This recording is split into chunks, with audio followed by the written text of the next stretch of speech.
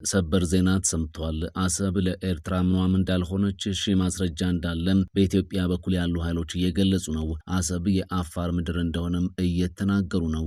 ኤርትራ ከ30 ዓመታት በፊት የተዘጋን ጉዳይ ቀስቅሳ ኢትዮጵያ ልትወረኝ ነው እያለች ነው። ዳውን ዳውን ኢሳያስ የሚሉ ድምፆችን ኤርትራውያኑ እያሰሙ ነው። በዚህ መሃል ከሻቢያ ቡድን ቀንደኛ አመራር መካከል አንዱ የሆኑት ጄኔራል በድንገት ከዚህ ዓለም ተለይቷል። ሁኔታው በነ ፕሬዚዳንት ኢሳያስ አፈወርቂ መንደር ውስጥ መደናገጥን ፈጥሯል። በሞት አፋፍ እንደሚገኝ የሚነገርለት ህወሓት ራሱን እያዳነ እንደሆነ ገልጾ መንግስትንና የተከዜ ዘብን አስጠንቅቋል። በአንጻሩ የተከዜ ዘብ በሺዎች የሚቆጠሩ ታጣቂዎችን ማስመረቁ ሰምቷል። ጦርነትን ለማስቀረት በሚል የሚደረገው ዝግጅት ተጠናክሮ እንደሚቀጥልም በወዲያ በኩል ሰምቷል። ምሽቱን ከ90 በላይ ሰዎችን የጨረሰ እጅግ አስደንጋጭ ክስተት ተፈጥሯል። ጉዳዩ በዘገባችን ተካቷል። ጅቡቲ፣ መቀሌና ደሴ ዙሪያን ያናወጠ እጅግ አስደንጋጭ ክስተት በኢትዮጵያ ተፈጥሯል። ክስተቱ ያጋጠመው እንግዳ በሆነ ስፍራ መሆኑ ደግሞ ድንጋጤን ፈጥሯል። ይህ ኢትዮ ፕላስ ነው። ኢትዮ ፕላስን ሰብስክራይብ፣ ቪዲዮዎቹን ደግሞ ላይክና ሼር በማድረግ ጥቂት ደቂቃዎችን ከኛ ጋር እንድታሳልፉ እንጋብዛችኋለን።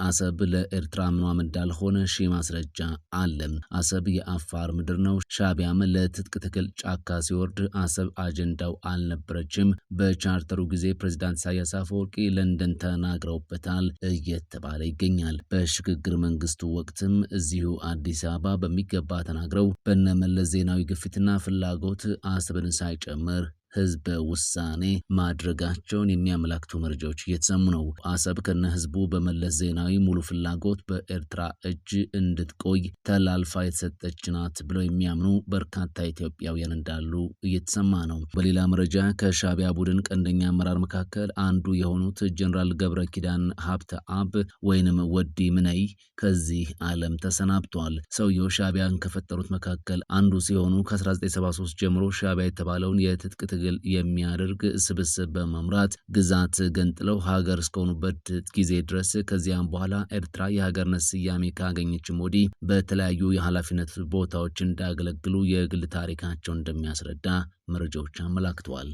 የድሮን ጥቃቱ ከፍተኛ የፖለቲካ ውሳኔ የተሰጠበት ነው ሲል ህወሓት አስታወቀም። በምርጫ ቦርድ የተሰረዘው ህዝባዊ ወያነ ሓርነት ትግራይ ህወሓት የማዕከላዊ ኮሚቴ ስብሰባ ማድረጉን ገልጾ መግለጫ አውጥቷል። በዚህ ዘለግ ባለውና በትግርኛ ቋንቋ ባወጣው መግለጫ ለአንድ ሳምንት ባከናወነው ስብሰባ የተለያዩ ጉዳዮች ላይ መምከሩን ገልጾ የፖለቲካ ስራዎች መቀጠል እንዳለባቸው መወሰኑን አስታውቋል። ገጥሞት ከነበረው የመፍረስ አደጋ ለመትረፍ መቻሉን ያስታውቀው ህወሓት አሁን ላይ በተሻለ አቋምና ድርጅታዊ አንድነት ላይ እንደሚገኝ አስረድቷል። ወቅታዊ ሁኔታ በሚል ደግሞ የተፈናቃዮች ሁኔታ በአሳሳቢ ሁኔታ ላይ እንደሚገኝ ገልጾ የፌዴራል መንግስቱ በፕሪቶሪያው ስምምነት መሰረት ደህንነታቸው በተጠበቀና ዘላቂ በሆነ ሁኔታ ወደ ቤታቸው የመመለስ ግዴታውን እንዲወጣ ጥሪ አቅርቧል። እንዲሁም መንግስት የህዝባችንን መከራ ከሚያራዝም ሸፍጥ እንዲቆጠብ ያለው ህወሓት ጨምሮም ምዕራብ ትግራይን በኃይል የያዙትን ታጣቂዎችና ሰፋሪዎች በህገ መንግስቱ መሰረት ከትግራይ ሉዓላዊ ግዛት ያስወጣ የሚል መልእክትን አስተላልፏል።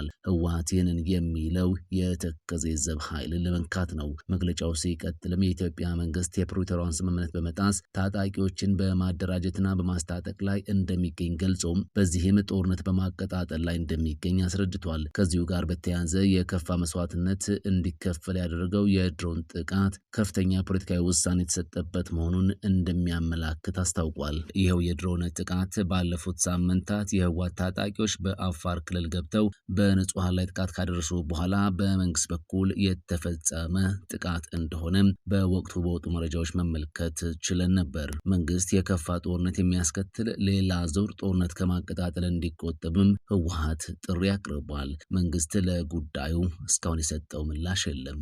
የተከዜ ዘብ ጀግኖች ተመርቋል። የሀገርንና የወገንን ህልውና ለመጠበቅ የተቋቋመው የተከዜ ዘብ አባላት ስልጠና በደማቅ ስነስርዓት ቀጥሏል። ትላንት ደግሞ በማይካድራ ከተማ፣ በቃብትያ ከተማ፣ በሁመራ ከተማ በተጠናቀቀው ስልጠና በርካታ ጀግኖች በክብር ተመርቀዋል ተብሏል። ለህልውና ዘብ መቆም ከፍተኛው የሞራል ልዕልና ነው። ተመራቂዎቹ ቤተሰቦቻቸውን፣ ሀገራቸውንና ከአባቶች የወረሱትን ማንነት ለመጠበቅ ቃል ኪዳን ገብተዋልም ተብሏል። በመላው ወልቃይት ጠገዴ ያለው ጉጉት እጅግ ከፍተኛ እንደሆነ ተገልጿል። ወጣቶችና ጎልማሶች ሁሉ ተከዜ ዘብን ለመቀላቀል በከፍተኛ ጉጉት ስልጠናውን እየተጠባበቁ ነው ተብሏል። የተከዜ ዘብ ህገ መንግስታዊ መዋቅርን የተከተለ ነው ሲሉ ኮሎኔል ደመቀ ዘውዱ ገልጸዋል። የተከዜ ዘብ ህገ መንግስታዊ መዋቅርን ተከትሎ ለህዝብ ሰላምና ለሀገር ደህንነት የሚታገል ኃይል ነው በማለት ገልጸዋል።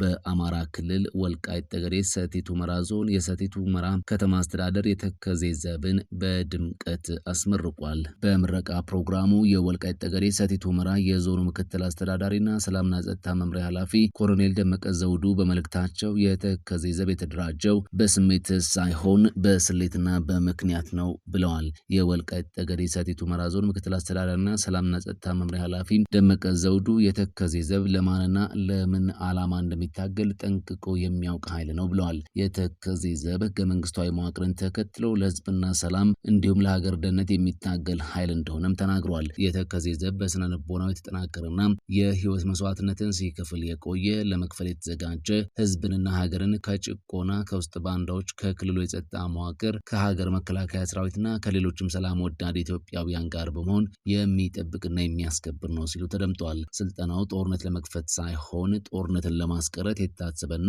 በኃይል እወራለሁ ለሚል ደግሞ በቂ ዝግጅት መኖሩን እንዲያውቅና የሰላም አማራጭን እንዲከተል የሚያደርግ ነው ብለዋል። ጥያቄያችን በሰላም እንዲቋጭ በመደራጀትና በመናበብ የጠላትን ሴራ ለማጤንና ትውልድ ለማሻገር ስልጠናው ተጨማሪ አቅምን ይፈጥራልም ብለዋል።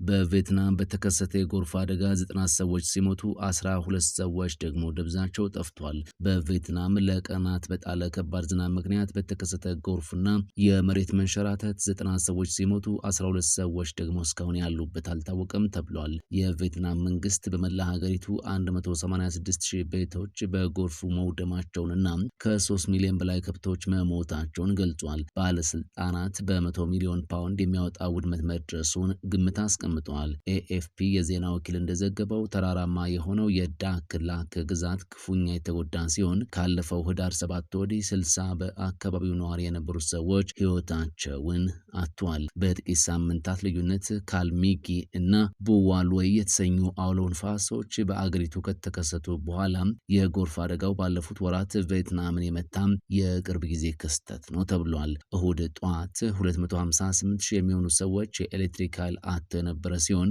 ዋና ዋና መንገዶችና የባቡር ሀዲዶች ክፍሎችም ተዘግተዋል ሲሉ ባለስልጣናቱ መናገራቸውን ቢቢሲ ዘግቧል። በከፍተኛ ሁኔታ ጉዳት የደረሰባቸውን አካባቢዎች ለመርዳት ወታደራዊና የፖሊስ ኃይሎች ተሰማርተዋል። የፍንዳታው ድምፅ ጅቡቲ፣ መቀሌና ደሴ ዙሪያ እንደተሰማ ተነግሯል። ትላንት የፈነዳው ተራራ በኤርታሌ አቅራቢያ የሚገኝ አዲስ ተራራ ሲሆን ከዚህ በፊት ምንም አይነት የእሳተ ገሞራ ምልክት አሳይቶ የማያውቅ እንደሆነ የአካባቢው ነዋሪዎች ገልጸዋል። ከፍንዳታው ሲወጣ የነበረው ጭስ አካባቢውን የሸፈነው ሲሆን በአቅራቢያ ያሉ መንደሮች የትላንቱን ውሎ ግማሽ ጨለማን የተላበሰ ቀን ነበር ያሳለፉት ተብሏል። ፍንዳታው በተከሰተበት ሰዓት የነበረው ድምፅም ከፍተኛ በመሆኑ በኤርታሌና አፍዴራ ከተማ አቅራቢያ ንዝረትና መጠነኛ መንቀጥቀጥ ያስከተለ ሲሆን ነዋሪዎች በድምፁ እጅግ ተደናግጠን በፍርሃት ተውጠን ነበር ሲሉ ክስተቱን ገልጸዋል። የድምፁ ስሜት እስከ ጅቡቲ፣ ትግራይና ወሎ ዙሪያ ባሉ ከተሞች ላይ እንደተሰማ ነዋሪዎች ተናግረዋል። ትላንት የፈነዳው ተራራ ከዋናው የኤርታሌ ተራራ በ8 ኪሎ ሜትር ርቀት ላይ የሚገኝ ሲሆን ከ3 ቀን በፊት ጭስ መሰል ነገር ይታይበት እንደነበረም ሰምቷል። ተራራው ከዚህ በፊት ምንም አይነት ምልክት አሳይቶ እንደማያውቅና ከ3 ቀን በፊት የተወሰነ ጭስ ማምጣት ጀምሮ